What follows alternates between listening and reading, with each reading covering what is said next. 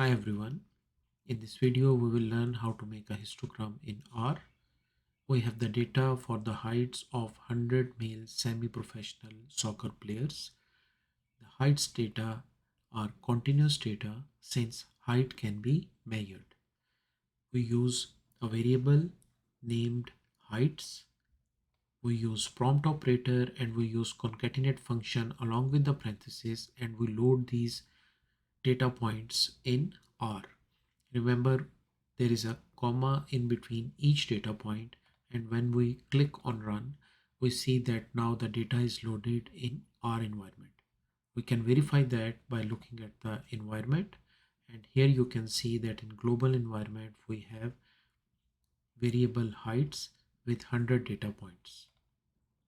Next, we use histogram function, which is HIST, and we give the first argument as the name of the data, which is heights.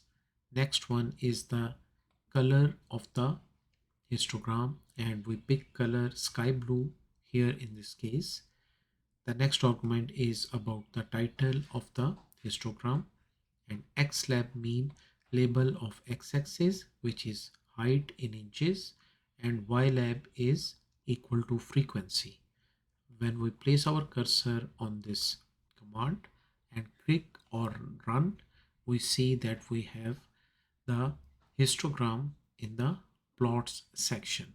You can also zoom this figure and you can look at the details of this. This is how we make a histogram in R.